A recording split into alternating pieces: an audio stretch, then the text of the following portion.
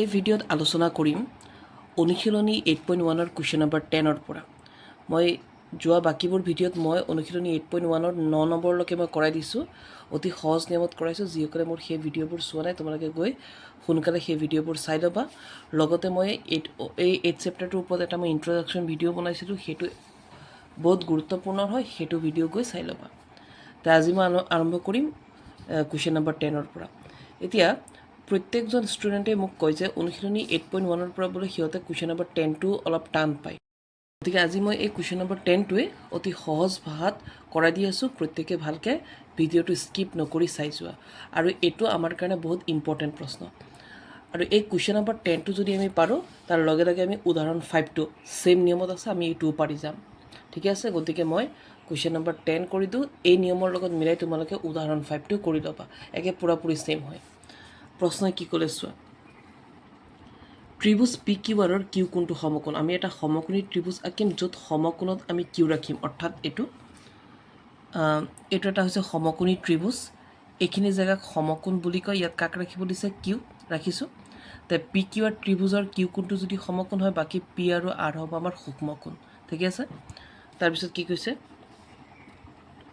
P R plus Q R is equal 25 মানে P R আৰু Q R plus কৰিলে আমি কিমান পাম 25 পাম আৰু পি কিউ কিমান দিয়া আছে 5 সেন্টিমিটাৰ দিয়া আছে তেন্তে আমাক কিউ দিয়া দিছে সাইন পি কস পি আৰু টেন পি তোমালোকে বাকি ভিডিঅ'বোৰ যদি চাইছা তে তোমালোকে গম পাবা যে 8.1ত অংক কৰিবৰ কাৰণে আমাক কি লাগিব ত্ৰিভুজৰ তিনিটা বাহুৰ মান লাগিব হৈছে অৰ্থাৎ পি মানে লম্ব বি মানে ভূমি এইচ মানে অতিভুজ এই পি বি এইচ অৰ্থাৎ লম্ব ভূমি আৰু অতিভুজ যেতিয়ালৈকে নহয় আমি অংক কৰিব নোৱাৰিম ঠিক আছে সদায় মন কৰিবা অনুশীলনী 8.1ৰ আমি যি অংক নকৰোঁ কিয় আমাক এটা ত্ৰিভুজৰ আমাক কি লাগিব তিনিটা বাহুৰ মান লাগিব অৰ্থাৎ ইয়াত আমি এই অংকটো কৰিবলৈ আমাক এই ত্ৰিভুজটো দেখা পাইছে সো ইয়াত তিনিটা বাহু আছে ইয়াত তিনিটা বাহু আছে এটোক আমি অতিভুজ বুলি কম এটো যদি লম্ব হয় তেটো আমাৰ ভূমি হ'ব ঠিক আছে এই তিনিটা বাহুৰ আমাৰ মান আমাক লাগিবই তো যেতিয়ালৈকে আমি তিনিটা বাহুৰ মান উলিয়াব নোৱাৰো তে অন্য আমি যি হিতে উলিয়াব দিছে আমি হেবোৰ উলিয়াব নোৱাৰিম তে প্ৰথম আমাৰ কাম হ'ব যে কি দিয়া আছে আমি হেতু লিখি লম আৰু হে কি দিয়া আছে দিয়াৰ মাধ্যমেৰে গৈ আমি কি উলিয়াব লাগিব ত্ৰিভুজৰ তিনিটা বাহুৰ মানটো আমি উলিয়াই কমপ্লিট কৰিব লাগিব আৰু যেতিয়া আমাৰ ত্ৰিভুজৰ তিনিটা বাহুৰ মান উলিয়াই আমাৰ কমপ্লিট হ'ব তেতিয়া আমি বুজিম যে আমাৰ 90% অংক আমাৰ শেষ হৈ গ'ল ঠিক আছে তেতিয়া আমি চাও যে আমাক কি দিয়া আছে প্ৰশ্নই The ত্ৰিভুজ পি কিউ আৰৰ কিউ কোণটো সমকোণ আৰু P R plus Q R is equal 25 আৰু পি কিউ ইজ ইকুৱেল 5 তে আমি আৰম্ভ কৰিম ইয়াৰ পৰা কৰিম যে দিয়া আছে P R plus Q R is equal কিমান 25 আৰু পি কিউ ইজ ইকুৱেল কিমান 5 ঠিক আছে আমি ইয়াৰ পৰা আৰম্ভ কৰোঁ দিয়া আছে কি দিয়া আছে ফাৰ্স্ট প্ৰশ্ন আমাক দি দিছে যে P R plus Q R is equal 25 P R plus Q R is equal কিমান 25 এইটো দিয়া আছে ঠিক আছে এইটো ইয়াত আছে P R plus Q R is equal কিমান 25 তো এইটো মই লগালগ এটা আমি কাম কৰিব লাগিব ইয়াত কি বুজি আছোঁ চোৱা দুটাৰ মিলাইহে কিমান হৈ আছে 25 তো মই দুটাৰ পৰা মই কি কৰিব লাগিব যিকোনো এজনৰ কৰিব লাগিব আৰু কেনেকৈ কৰে চোৱা তো ইয়াৰ পৰা যদি আমি এই 25টো অকল পি আৰৰো নহয় কিউ আৰৰো নহয় ইহঁত দুটা মিলাইহে কিমান হৈ আছে 25 তো যেতিয়া এনেকৈ দুটাৰ মিলাই এটা মান হয় তেতিয়া আমি কি কৰিব লাগিব দুটাৰ পৰা আমি এটা কৰিব লাগিব কেনেকৈ এটা কৰে চোৱা তো ইয়াৰ পৰা যদি আমি পি আৰ ৰাখি দিওঁ কিউ আৰটো কি হৈ আছে প্লাছত তো এই প্লাছৰ কিউ আৰ যদি আমি হিটো সাইড কৰি দিওঁ কিউ হৈ যাব মাইনাছত তাৰমানে এইটো হ'ব আৰু তো ইয়াৰ পৰা আমি পি আৰ ৰাখি দিওঁ সমান সেইফালে কিমান আছে 25 আৰু এই কিউ আৰটো কিহত আছিল প্লাছত এই 25ৰ ইয়াত আহিলে কিহৰ হৈ যাব মাইনাছত কিউ আৰ ঠিক আছে এইটো তো ইয়াত আমি কি গম পাইছিলোঁ যে দুজনৰ মিলাই অৰ্থাৎ দুটা প্লাছ কৰি কিমান হৈছে 25 এতিয়া আমি গম পাইছোঁ যে অকল পি আৰৰ কিমান হৈছে 25 মাইনাছ কিউ আৰ এইটো কিন্তু অকল পি আৰৰো নহয় বা কিউ আৰৰো নহয় এইটো পি আৰ আৰু কিউ আৰ মিলাইহে 25 কিন্তু এতিয়া চোৱা এজনৰ হৈ গ'ল এতিয়া আমি ক'ব পাৰিম যে আমাৰ পি আৰৰ কিমান আছে 25 মাইনাছ কিউ আৰ হৈছে পি আৰৰ মান হ'ব নহয় আৰু কি দিয়া আছে পি কিউৰ মান দিয়া আছে 5 তো আমি লিখি লওঁ আৰু কি দিয়া আছে পি কিউ ইজ ইকুৱেল কিমান দিয়া আছে 5 সেন্টিমিটাৰ ঠিক আছে তো আমি গম পালোঁ যে আমাৰ পি কিউৰ মান দিয়া আছে 5 তাৰপিছত পি আৰ এই পিয়াৰৰ মানটো আমি ডাইৰেক্টলি পোৱা নাই যদিও আমি কিবা এটা মান পাইছোঁ, আংশিক এটা মান পাইছোঁ যে 25 মাইনাছ কিউআৰ, নহয় জানো? এতিয়া আমি প্ৰথম কি কৰিব লাগিব? পাইথাগোৰাছৰ উপপাদ্য ব্যৱহাৰ কৰিব লাগিব। আমি কৰোঁ যে এতিয়া চোৱা ত্ৰিভুজটোৰ নাম কি? P QR. আমি লিখি লৈছোঁ যে ত্ৰিভুজ পি কিউআৰত পাইথাগোৰাছৰ উপপাদ্য মতে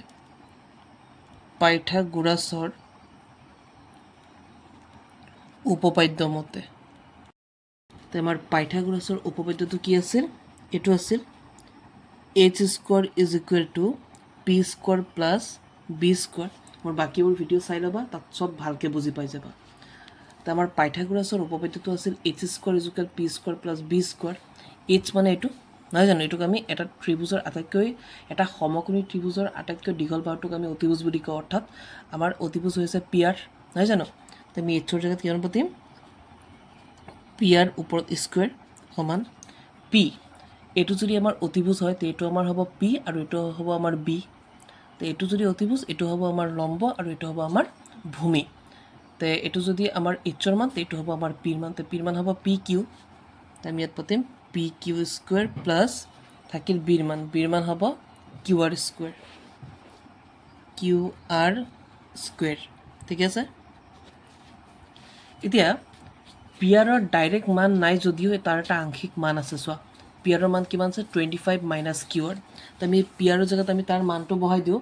কিমান বহাম? 25 মাইনাছ কিউ আৰ। এতিয়া চোৱা আমি পি আৰৰ সেই ওপৰত যিটো আমি মান উলিয়াই ৰাখিছিলোঁ, সেই মানটো আমি ইয়াত বহাই দিওঁ। কিমান আছে? 25 মাইনাছ কিউ আৰ। ওপৰত স্কোৱাৰ আছে, আমি কি দিব লাগিব? স্কোৱাৰ দিব লাগিব। সমানৰ জেগাত সমান। তো পি কিউ, তাৰপিছত পি কিউৰ মান কিমান আছে? 5। গতিকে আমি পি কিউৰ জেগাত কিমান বহাইলোঁ? 5 বহাই ওপৰত স্কোৱাৰ আছে কাৰণে স্কোৱাৰ কৰিছোঁ। কিউ আৰৰ কোনো মান নাই, গতিকে কিউ আৰ স্কোৱাৰেই হৈ থাকিব এইটো। ঠিক আছে?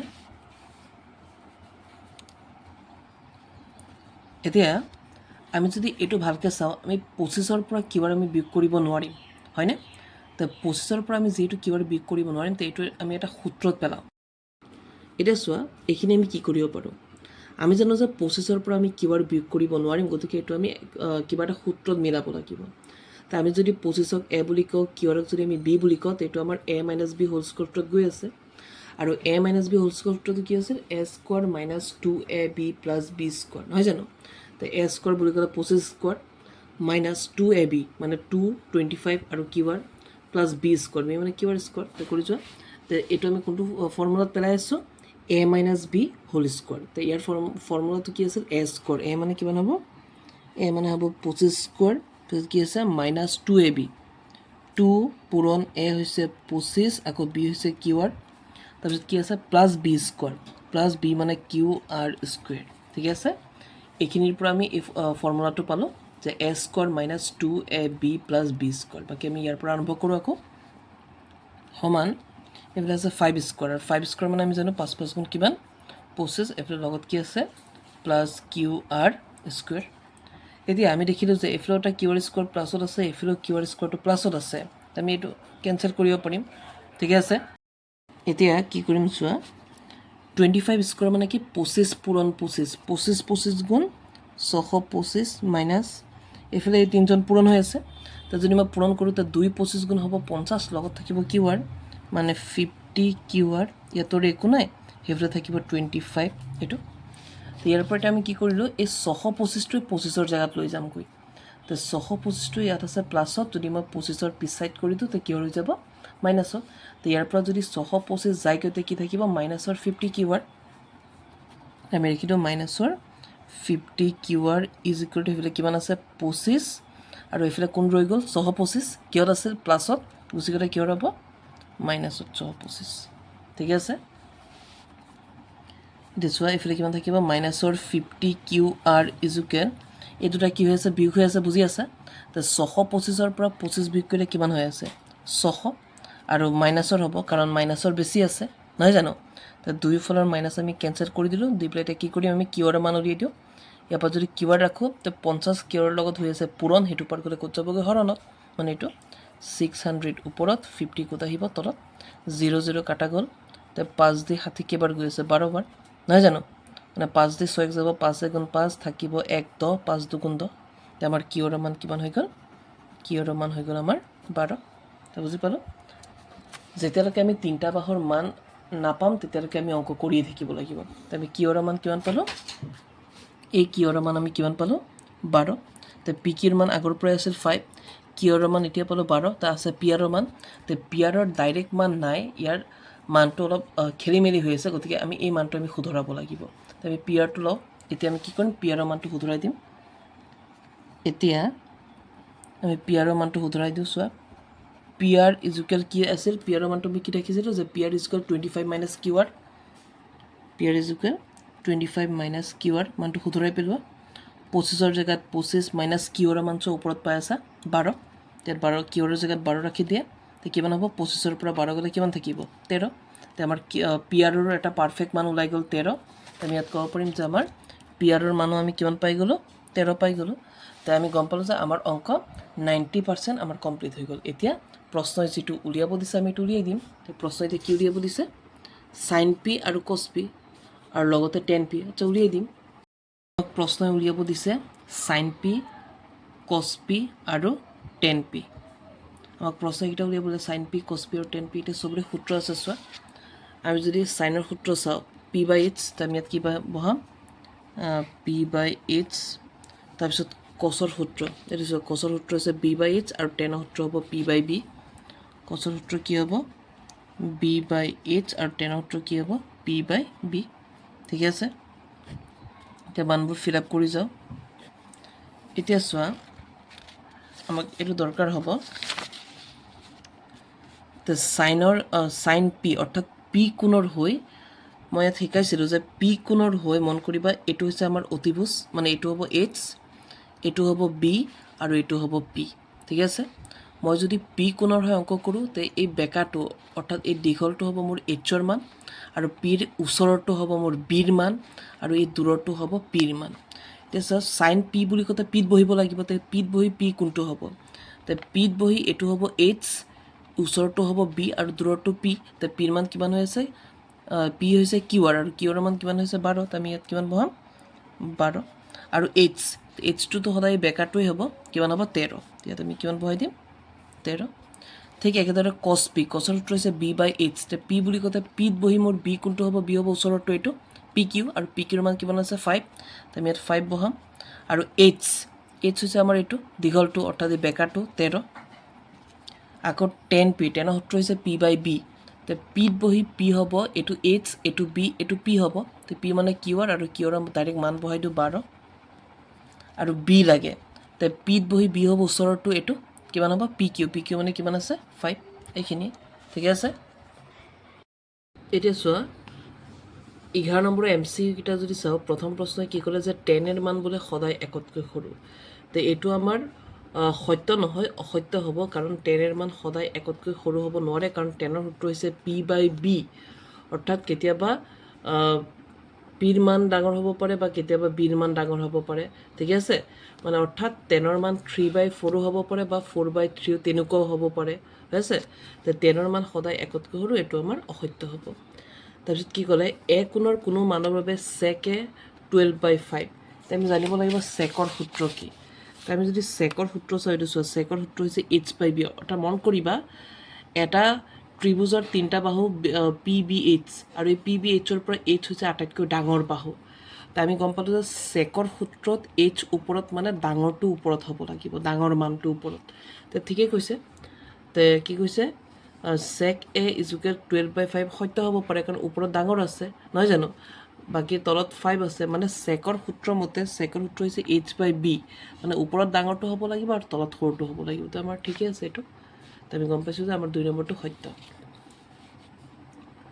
কসেকেণ্ড অফ এংগল এৰ সংক্ষিপ্ত ৰূপ হিচাপে কছে ব্যৱহাৰ কৰা হয় তো মন কৰিবা এইটো আমাৰ অসত্য কাৰণ কছে আৰু কসেক এ দুইটা আমাৰ বেলেগ বেলেগ হৈ আছে গতিকে এইটো আমাৰ অসত্য তাৰপিছত 4 নম্বৰ কি ক'লে কট আৰু এৰ পূৰণফল কটে অৰ্থাৎ আমি যে লিখোঁ সাইন এ কস এ টেন এ কট এ এই এটো বোলে আমি পূৰণ কৰোঁ যেনেকৈ ধৰ আমি যদি কট এ লিখোঁ তে আমি কটৰ লগত বোলে এ পূৰণ কৰিহে কট এ লিখোঁ এইটো অসত্য কাৰণ ইয়াত আমাৰ পূৰণ কৰাৰ কোনো প্ৰয়োজন নাই কাৰণ কট এ বুলি কওঁতে এটোৱে কোণৰ কাম কৰিব তাৰপিছত 5 নম্বৰ কি কৰিছে কোনো এটা কোণ থিটাৰ বাবে sin থিটা 4/3 আমি সাইনৰ সূত্ৰ চাব লাগিব সাইনৰ সূত্ৰ হৈছে p/h আৰু মই কৈছিলো h হৈছে আটাইতকৈ ডাঙৰ বাহু অৰ্থাৎ সাইনৰ ক্ষেত্ৰত h মানে ডাঙৰটো তলত হ'ব লাগিব তে চোৱা তলত সৰুটো আছে গতিকে এইটো আমাৰ সত্য কাৰণ সূত্ৰ হৈছে p/h h মানে ডাঙৰটো অৰ্থাৎ ডাঙৰটো তলত হ'ব লাগিব তে এইটো আমাৰ অসত্য হৈ আছে ঠিক আছে তাৰপিছত 12 নম্বৰটো কি কৈছে যে এটা ত্ৰিভুজ ABC ৰ b কোণ 90 হলে আৰু sin